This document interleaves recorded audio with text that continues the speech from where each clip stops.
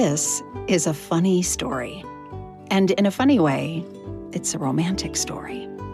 It's told from two people's perspectives, a workaholic New York City lawyer and her ex-husband.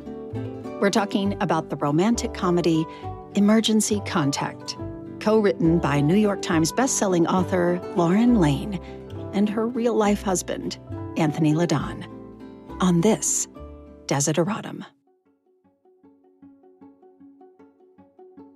A desideratum is an essential thing. I'm audiobook narrator Teresa Bakken, and I found so many essential things in this conversation. You're going to hear this husband and wife writing team reveal how each character and scene became a shared endeavor, blending their voices. You're going to hear how the messy journey they put their characters on led to moments of empathy and a closer understanding of the complexities of love. Before we begin, I want to sincerely thank this episode's sponsors. First, Blackstone Publishing. I love the Blackstone story. They were born in 1987 out of a small garage in Oregon, founded by Craig and Michelle Black. With a handful of family members and employees, they built an audiobook business, one cassette at a time. Today, Blackstone Publishing creates hardcover, paperback, large print, and ebook formats, while continuing to grow their audiobook business. They're home to a vibrant and eclectic community of storytellers and story lovers, adding hundreds of new titles each month to their catalog of tens of thousands of books. The audiobook clips from Emergency Contact that you'll hear in this episode come from Blackstone director and producer Jesse Bickford and Kyle Willoughby. Another big thanks to Positron for supporting Desideratum. Positron provides fantastic services for audio artists, storytellers, and producers. They are trusted by industry leaders worldwide. I use Positron for prepping the scripts and proofing the audiobooks that I narrate. I use just what I need each month through their subscription service. And you can sign up for a free demo of all that they offer at positron.com. The chapters are coming from both perspectives. We kind of go back and forth. In the audiobook, that's super fun because you hear Tim and you hear Brianna kind of bring those things to life. But even on the page, we're sort of back and forth in each of their heads. Did you write that? Is one of you, Kate? Did you write it that way? No, I think we started. We meant to. Yeah, I think that was the intention. Was like, all right, you take her, I'll take him, easy peasy. I think we maybe got through a chapter and a half before that didn't work. Every single part of it has sort of like both of our inputs. And now looking back, I can't really remember what I wrote and what he wrote. I think we both had little things that were very like precious to us. Like the whole hospital scene, you wrote that part of the screenplay for the most part. And so then when I got to the novel version, it just made more sense for him because he saw that part so clearly. And I think Tom in Fifth Avenue too, same thing. Like that also was you. Whereas some of the motel scene was like my baby. Oh, that was all you. Like, don't touch it. Yeah. But I mean, like, regardless of whose point of view that would have been in, I think actually we took it more, I think almost by scene or setting or moment than we did by character. And that's not how we planned it to be. Right. But that's for whatever reason, that's just kind of how the writing process unfolded. That's fascinating. I thought they actually had very distinct points of view. And I think you, as the reader, you come to that when they see a truer version of the other person. Like every now and then, there's an unmasking that happens between them. Yeah. Mm-hmm. You add those moments in, you sprinkle those moments in so that we realize that they're still really different people, but they know each other really well. And that was very romantic to me. I agree. Yeah. It's probably a thing. Oh, sorry, you go. No, I don't know if that's maybe a function. I think it's maybe a function of us being a husband and wife writing team where I can appreciate that knowledge of another person, like that just comfortability with them, even if they're totally different. There's that knowing, I think, knowing your partner that goes into it. Well, and we never, We definitely never talked about this. Like it was never like an intentional thing, but I have to think probably both of us as we were writing, if there's not sort of like that innate imagining of, okay, let's pretend that this was us and that we've gotten divorced and say it's, however many years, 5 years have passed. Like, I think there's sort of that instinct, like you would still know these things about the other person. Like you may like hate them or think you hate them. They may get on your last nerve. It may have been like a messy, messy divorce, but that knowledge that you have of who the other person is, like that's never going to go away. And I think that I don't think we ever intentionally been like, oh, how can we bring that to the page? But, to Anthony's point, just because we are married and we were writing this together, I think that was that got woven in a little bit. Yes, they really see each other. And that's what we're all really craving, right? Is for somebody to really see us. Yeah. Yeah. Yep. Yeah, I think there was a point when I made notes about, what is romantic, right? Like what makes something romantic? And I think this book kind of turns that on its head a little bit. They're in this crazy, could things get any worse kind of scenario? Things just keep going wrong. And yet there's something very romantic about the way they work through it together. So it just had me, like, I just at one point wrote, like, what is romance? I don't know. You've taken a very lighthearted story in a lot of ways, but I thought there were really deep connections to, like, what does it mean to be romantic with someone? Yeah. Yeah. That's a great point. Because I think you think like just even like me off the top of my head, I'm like, oh, romance, like it's so cliche. You think like the nice dates and like everybody's like dressed up and you're having the champagne.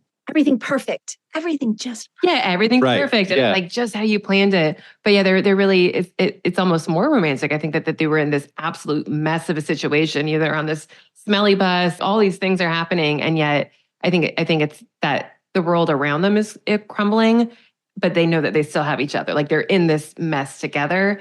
And I think that at least in this particular story is where it comes from, because they realize like, oh, we do need each other. We do have each other. We support each other. Yes, that's what it is. They just keep showing up for each other. Yes. Yeah. Yep. And that is romantic. Yeah. Well, I think it helps that they're both on the literal same journey. Like they're literally going to the same place, but then also kind of, spiritually, or for lack of a better term, romantically, they're in alignment, I guess. Like they're at least on the same page, despite not wanting to be together at the beginning of the book. Yeah. At the end of the day, they both really do want to understand what went wrong. What happened to us? How did we go from being so in love to fighting all of the time? And I think even though, obviously Tom has his own agenda in the story, I think in his heart, at the root of it, he really just wants to know, like, I love this woman. Where did I go wrong? Where did she go wrong? And it's because they're forced into these zany situations. I think that they had to deal with it. Yeah. Yes. That they might not have ever had to come back to, like, what fell apart. And that was one of my notes about what I thought was really great. There's a moment where he realizes he's never put himself in her shoes. Like there's a moment where he shifts his perspective about something, where he's like, oh, I hadn't really seen it from your perspective. And they're talking about what led to the demise of their marriage. And I really love that, because I do think that there's a moment of like empathy or being seen, or that him understanding something from her perspective all of a sudden. And it was so cool because you've done this very purposefully. You're telling the story from two separate perspectives through the whole thing. And yet there's these moments where he's like, oh, that's what she was feeling. Mm-hmm. And I love that. I love when that comes together for them. Yeah. Hopefully I can take the same lesson in real life. Because I think that's part of the romance, is like, it's like, all right, what does the world look like through her eyes, and what would she appreciate? Maybe I can understand her even better. And maybe that's even like I don't mean to get too philosophical, but maybe that's one of the purposes of love, is it does help you grow as a human, I think. And not only do I know myself and what I like, what I'm interested in, but then maybe I can also define it by, it's different from that, but I can also appreciate that thing. Well, and actually it's I love that you said that, because one of the things that we were struggling with, I think, is because Catherine is sort of such an extreme Grinch character, right? Like I'm calling her prickly, but she's, she's a handful on the page. If you're thinking that maybe I spent most of junior high sitting alone at the lunch table, you're quite correct. Though, hypothetically, I'll grant that my lack of popularity might have been due to my know-it-all attitude. At least that was Mrs. Cabrera's stance during parent-teacher conferences. That's Brianna Cohen. Brianna is an actress, narrator, and screenwriter based in Hoboken, New Jersey. And she's Emergency Contact's Catherine. She's a handful on the page. And I think at early on, we had Tom being almost a little bit too saint-like, especially compared to her, because he's this very affable, very likable guy. And I think that really, because we wanted to make sure it was well, what the heck would he see in her when she's just going around yelling at everybody? So we really had to one, dig into, okay, why is Catherine feeling this way? But then also, okay, Tom looking at it and being oh, maybe Tom wasn't the saint. Maybe Tom's just maybe a little bit better at sort of putting on that facade than her. And then really going into, him having the realization that he's made it out to be her fault this whole time. And like I said, that digging deeper of him just having these moments of oh my gosh, I wasn't perfect, And I think that's probably what makes a lot of relationships hopefully work is the willingness to say oh, okay, maybe how it played out in my head is not how the other person interpreted it. Right. Or I don't have all the right answers. Yep. Right. I don't really know. And so I wondered too, which one of you is the spreadsheet person? In this book, there's a really he has a spreadsheet. He has a plan. Yeah, I don't know if either one of us, maybe you. Probably me, less so now, but I would say just generally speaking, I am probably a little bit more the organized, rigid. I don't like to be knocked out of my routine. When I am, I'm oh no, take a step back, Lauren. It's going to be okay. Where you're a little bit more go with the flow, right? In those sort of things. But yeah, I don't think, and maybe it's just because we've been together so long. I think probably actually starting out. Now that I think about it, we started dating in high school. So going back then, I think probably when we were 17, I think I was probably much more the I'm going to do this and then this and this, and I have a plan. I know where I'm going to college and my major and my entire career path planned out. And spoiler alert, doesn't always work that way. Whereas you've always been much more let's just dive in and do this thing called life. But I think probably the more we've rubbed off on each other a little bit. Yeah, I think we both come kind closer to center. Yeah. Yeah, that's the secret. I was just going to say that. That's totally the secret. Yeah. Right. Yeah. To come closer to center, to come closer to understanding the other person's way of having a plan, because they both actually do have goal setting, plan setting, but he's very rigid in the spreadsheet, which I thought was really funny. And I think everybody can relate to, honestly, who doesn't have a mental spreadsheet, a little bit of well, by 30, I should do this. I should have this done. And I'm really trying, now I have young adult children. And I think if I could go back and tell myself at that age anything, it'd be okay, so you're not going to know until you're looking in the rearview mirror. Yeah. Yeah. That this was a turn. You were supposed to take that turn. Or you're going to be happy in that direction. Don't force yourself this direction. You know what I mean? And so there's a little bit of that happening in this relationship too, I think. Yep. Yeah. Yeah. He eventually finds room in that spreadsheet for her. Well, and you brought up such a great point that I had never thought about. Because I too picture Tom as the rigid person because we did give him this spreadsheet. And I think actually the spreadsheet early on was even a bigger factor than it ended up being. We were really, we had it in our head that Tom is the spreadsheet guy. And I think as he unfolded, he was maybe a little bit more easygoing than that. Yeah. It became a little ham-fisted, I think, originally writing it. Yeah, eventually he started to feel more like a real person, less like the caricature that we had made him out to be. But I had never thought that Catherine really does have her strict agenda as well, because she's just so, she wants her career goal. Actually, maybe for both of them, it was not even so much is this the right plan? It's more evaluating, why do you want that plan? For her, she has, I don't want to get too spoilery, but she has a very emotional reason that's driving her for the things that she wants. And I think he does as well. Mm-hmm. He wants the family, he wants the wife, he wants this vision of what he thinks his life is supposed to look like, but they don't really know why they wanted those things until, again, they're forced into this mess that we put them in. Yeah. Yes. Yeah. So where did this road trip from hell, where did this come from? I know, like from the author's note, I know that you started writing road tripping yourselves, like driving on a long distance road trip. But what you put these characters through is very almost unbelievable. But everything that happens, I go, well, that could happen. Oh, yeah. It is actually believable, even though it's like, Yeah. oh my gosh. Yeah, I actually think probably I think what we figured out, we had like the overall arching theme, like this woman forgets to update her emergency contact information. So we knew that from the beginning. We were writing it scene by scene, just like as that screenplay format. So I think we had that in place before we even really had the characters fleshed out, which is backwards from how I usually write. Typically, I know very much who my characters are, and then I figure out, okay, what could I throw at them that would really make a story out of this? What forms of transportation could they maybe try to take that wouldn't work out? And we just went down the list. So I'm like, okay, bus, train, like rental car, semi truck, Uber. Oh, that's right. Yeah. Yeah. I want to be really careful not to talk too much about the last, fourth of the book, but like, I just wondered where they even came from. Like the idea, I'm really trying not to spoil anything. The way it's very creative. The roadblocks that you put up are not just like the flight was delayed.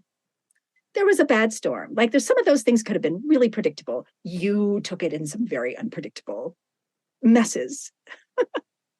Well, I think what helped with that, the unpredictability of it was, I think we kind of wanted it to be their fault why things kept going awry. Yes. Because I think for the most part, like nothing is really, I don't think there's too much of like a device in there other than she bumps her head, like in the storm. Hook.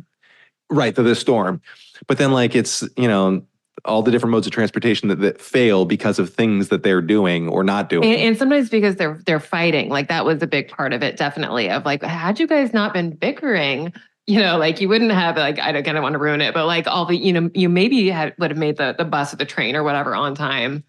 So it was sort of, I think, weaving their inner conflict into that, all the messes that was happening that made it a little more interesting. But then I would also add, and I think this made a huge difference to some of the scenes, especially like towards the end. One thing that I think I don't even know if we actually sat down and like had this conversation, but we must have just come to it together, is we threw realism out the door. Like that was one thing where we're like, you know what? Like especially like if you were to really like take a timetable, and even our poor copy editor was like, okay, like if they were all the way up here after this happened, like this part of the country, they're not going to make it to like Ohio or whatever by 3 a.m. the next morning. And we finally were just like, like that's not the story that we're here to tell. We want to tell like a fun, almost kind of more whimsical, not quite like a fairy tale, but that I think made it a little bit easier to free us up to say like, okay, this maybe doesn't. They're all things that could happen. They're unlikely, but they're still unlikely. But yeah, I think the second we didn't try to make this be like, I'm sure there are people who are like, oh, that would never happen. And, maybe that's just not the reader that we were after with this story. We wanted to tell like an entertaining paper kind of adventure. Yes, you're not looking for the timetable spreadsheet person going, well. Right. If you love timetables, proceed with caution on this one. Yeah. Yes, I really like what you just said about it, reflecting their inner conflict, that all of the external things that are happening, because there's sort of there's a moment I think where one of them says like, maybe the universe is trying to tell us something. But it's more that the universe is reflecting what they've been saying to each other. It's more that they're living out something that they've been internally doing to one another. Yeah. Ding. I like that. I like that a lot. Let's see. Okay, so who is the thesaurus or the wordsmither here? Because there's a word in here that I had to be like, have I ever heard that word before? Called termagant. That was him. You put that in there, I think. Or maybe we did together. That was one. I'm pretty sure it was you. Maybe it was me. Maybe it was. It might have been you. I do love the thesaurus. So that very well could have been me. So it comes up early in the book. It's a synonym for sort of a brusque or nagging woman, a termagant. And I think Tom uses the word, and it's very believable coming out of Tom's mouth. But I was like, wait, what is that? Where did that word come from? And I love a good synonym for something that I hadn't heard before.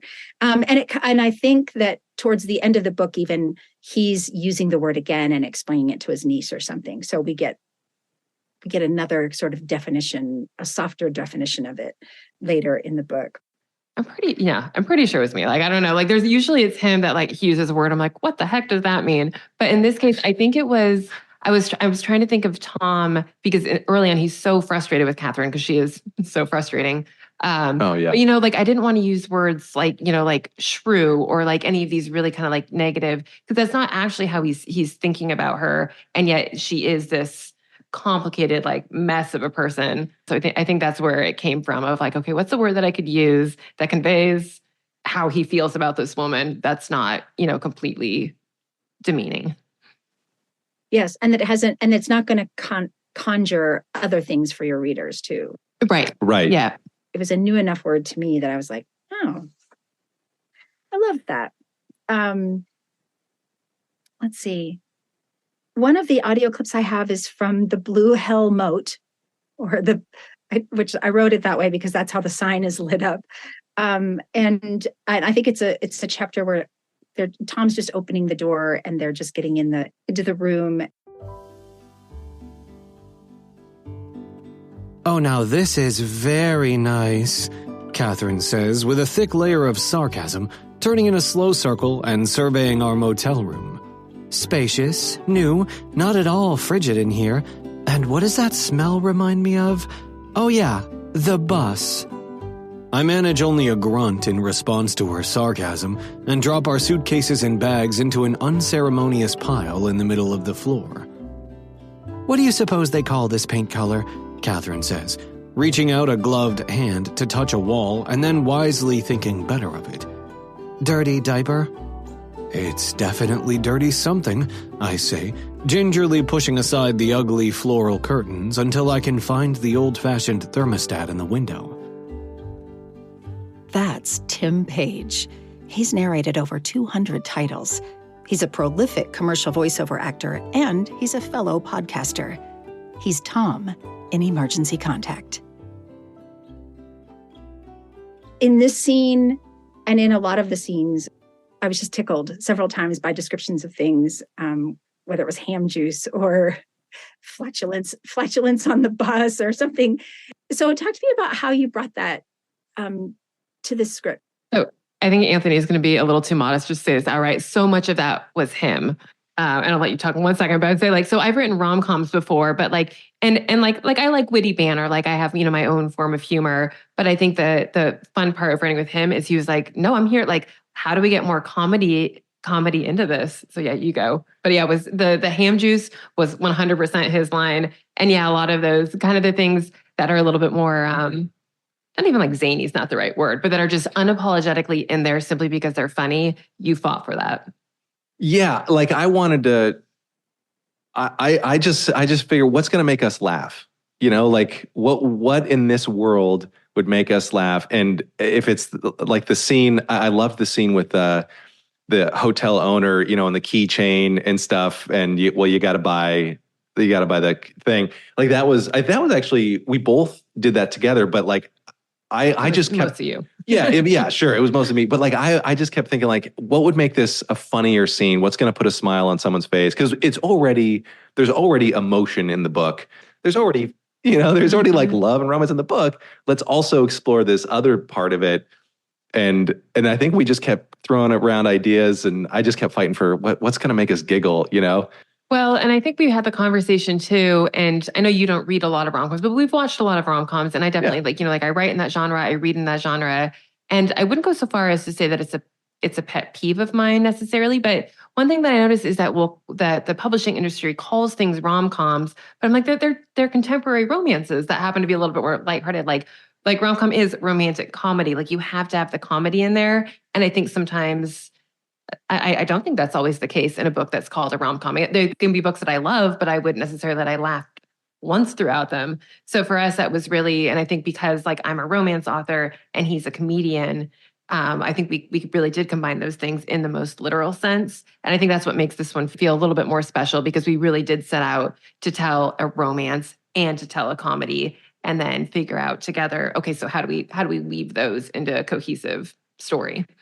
Yes, and I think a lot of times when you first, and I also read a lot in that genre, and I think that sometimes when you come to those stories, what's funny is this sort of biting sarcasm, this kind of at the expense of someone. Like there's humor that can be at the expense of someone because it's cold and biting kind of comment.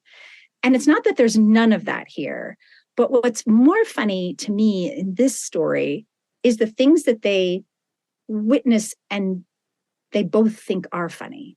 You know what I mean? Like it's their shared sense of humor that made me giggle, because it would not just be an observation of something, and it wouldn't be at his expense or at her expense. It would be, I don't know, he describes her underwear at one. Oh, it's just funny. It's just funny, but it's observational humor. It's more, and I love that they end up laughing, sometimes not outwardly at things, but you can tell that they are both finding the same things funny. Yeah. And that's romantic. It is, yeah. And I guess I think that's something that like probably even when they are really at each other's throats, because like you said, they find the same thing. And I never thought about it really that way, but that it's true. Like they're always on the same page. Like, yes, they're irritated with the other person, but you know they're trying to get the other person to laugh a little bit. You know that when they say it, the other person is going to find it funny and not take it personally, because they have that sort of that couple connection, sort of like that silent language, I guess. Yes. Yes. And that's a needle to thread. Like that's skillful, I think, that finding that comedy on the page. I really appreciated it.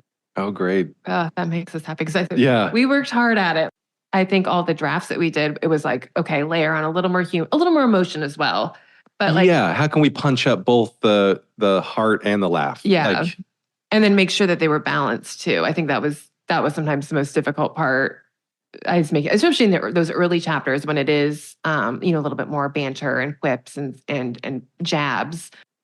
I think we've both been in that position of like throwing out a barb that you think is kind of funny, but then you're like, that may have gone a little Yes, too it's far. sort of like when you're like going back and forth, and then one just goes a little bit like too far, and that like that terrible feeling of like, oh, oops, like that hit too close to home or hit too personal, or it was just not quite there, and like that kind of regret. I think we definitely wove that in as best we could, because I think that's a normal part of being married or knowing the other person is when you're like, ooh, that's gonna sting for them. I'm gonna pay for that one.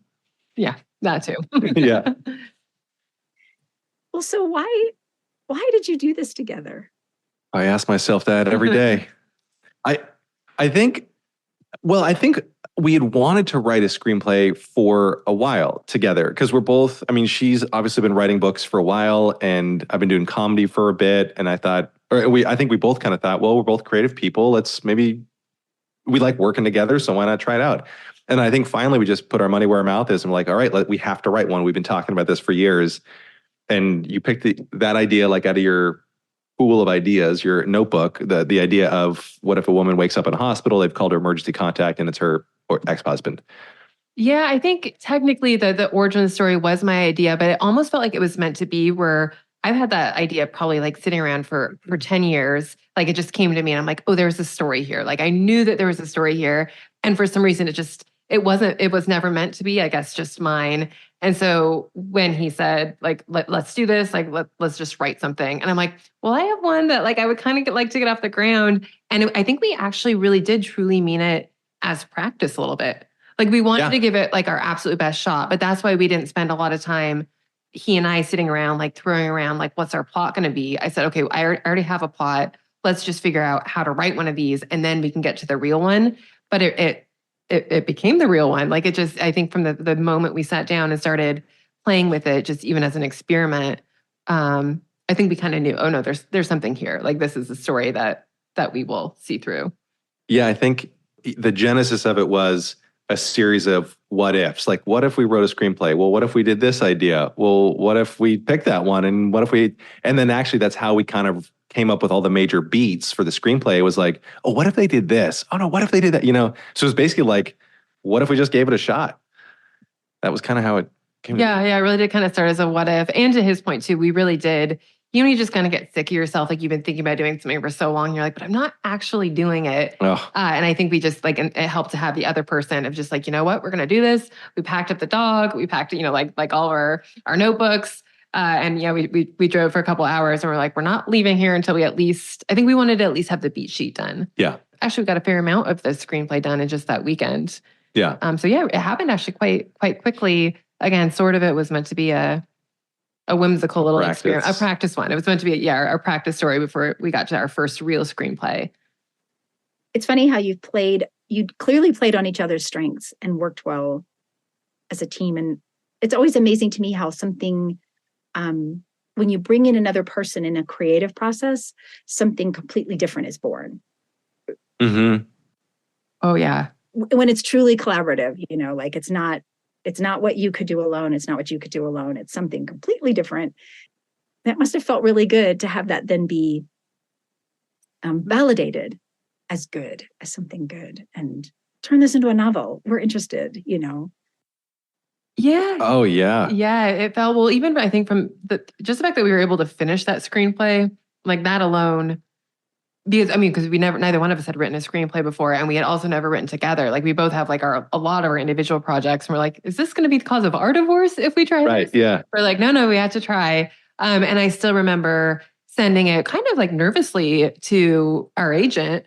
And just be like, oh, I kind of like wrote this thing. And like, we just kind of want to like have her loosely tell us like, okay, it needs to be longer, it needs to be shorter, whatever, try again with a different thing in mind. And then she pretty much immediately said, can I shop this around? So that was. Yeah, we were like, yeah, of course. Which, so we're like, of course, yes. And then like fairly soon it started to get nibbles, it started to get like interest in a way that I think we just weren't expecting when we sat down to do our little experiment.